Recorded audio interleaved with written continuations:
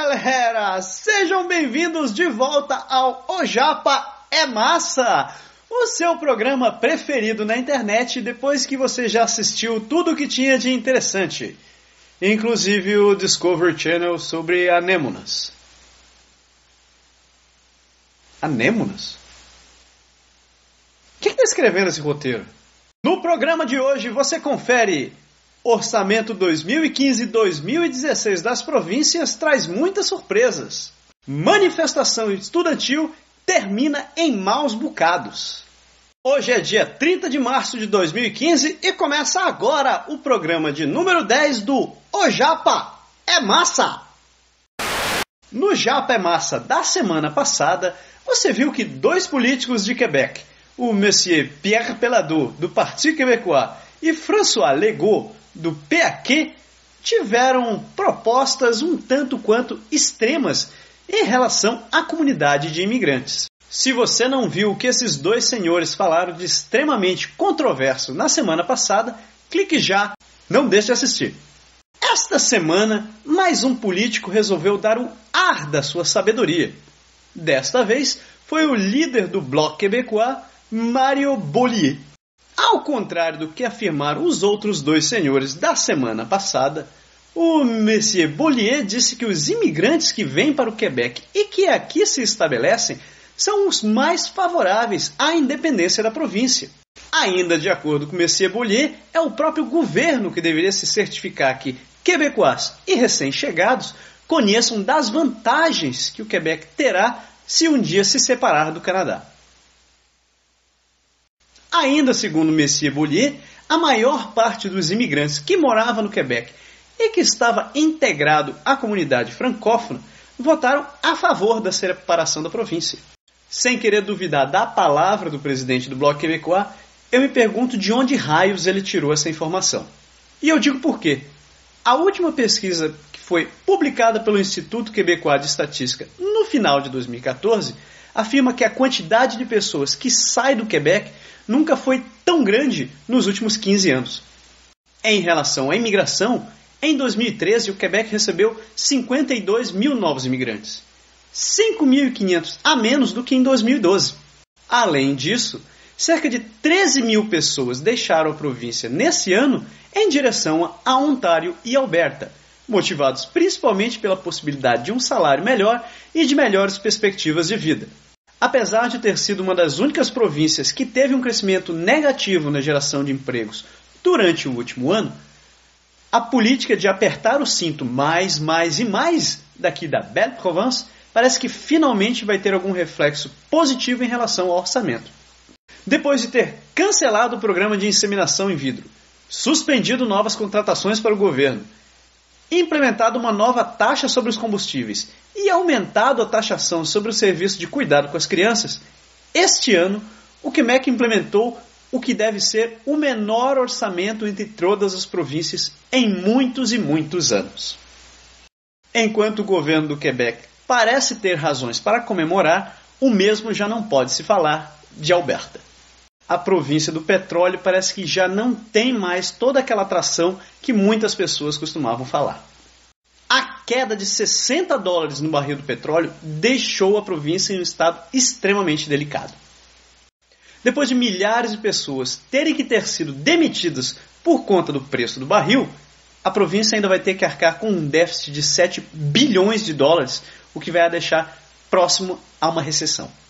O próprio primeiro-ministro da província, Jim Prentice, admitiu envergonhadamente em um pronunciamento que não sabe como eles conseguiram fazer com que a província chegasse ao estágio onde eles têm um dos serviços públicos mais caros do país e os residentes pagam as menores taxas de todo o Canadá. E por falar em taxas, a isenção do pagamento de taxas provinciais dentro de Alberta também deve acabar muito em breve. O próprio primeiro-ministro admitiu durante o seu pronunciamento que essa isenção deve acabar como parte de um programa de 10 anos que procura extinguir a dependência que Alberta tem com o mercado de petrocombustíveis.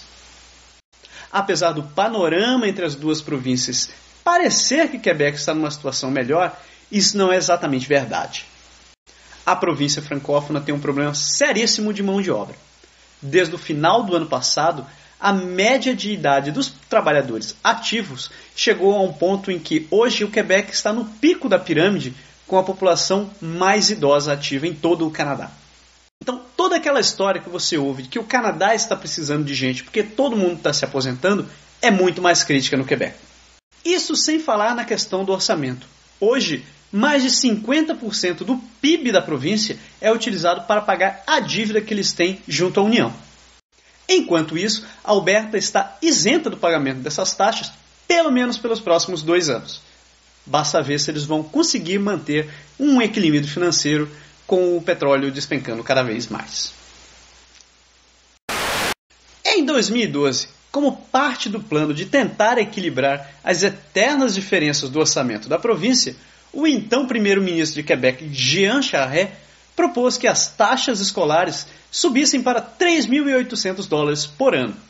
Com a vitória de Pauline Marois, a primeira-ministra eleita de Quebec ignorou a proposta do seu antecessor e sugeriu um aumento de apenas 3% ao ano, o que já revoltou muita gente, principalmente as organizações estudantis, para quem ela havia proposto que não haveria aumento algum após uma greve ocorrida durante o período de 2012, que você deve se lembrar muito bem. Com os aumentos, a atual taxa escolar paga por estudante de curso superior em Quebec é cerca de $2.750, menos da metade da média nacional de $6.000 e é cerca de 1/3 dos 7.500 pagos por quem mora em Ontário. Este mês, cerca de 40 mil estudantes declararam greve geral e foram às ruas manifestar a sua indignação em relação à austeridade e a várias decisões do governo relacionadas ao mercado petrolífero. Considerados desorganizados e sem o carisma que possuíam as manifestações de 2012, as manifestações dos estudantes tinham tudo para terminar muito em breve, se não fosse por um trágico acidente acontecido na última semana.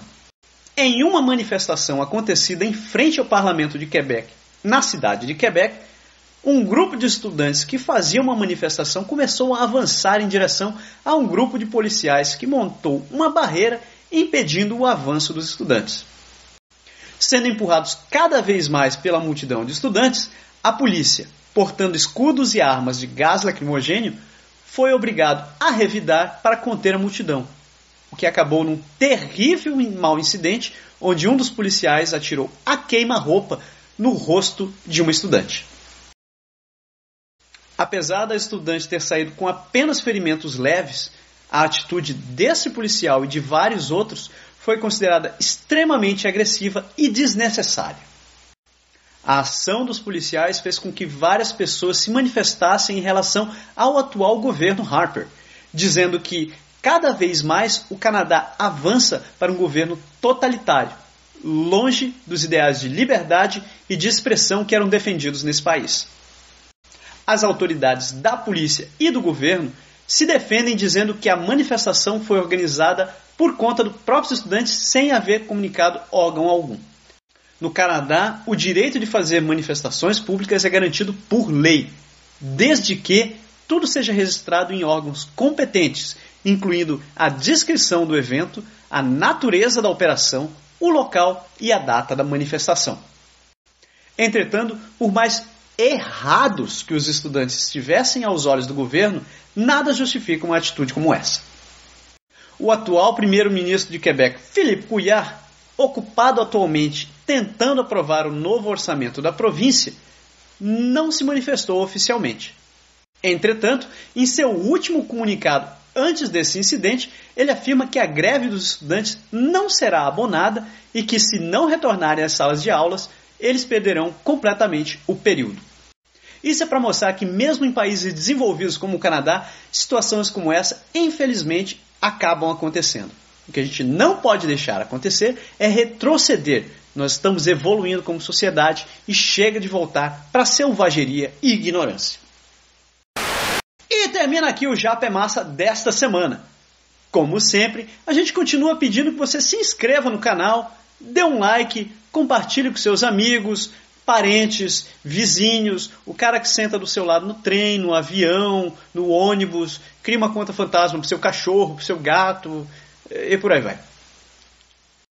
A gente termina o programa com essas belas imagens da primavera que, como você pode ver, está longe de estar acontecendo. Ou ela esqueceu que ela tem que entrar para trabalhar, ou algo parecido.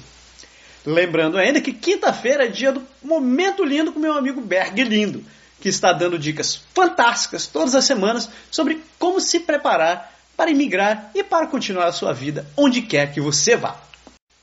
Semana que vem a gente está de volta e não esqueça, como diz meu amigo ET Bilu, busca o conhecimento. Essa foi especial para Mandy e para o Igor. Tchau. Tchau.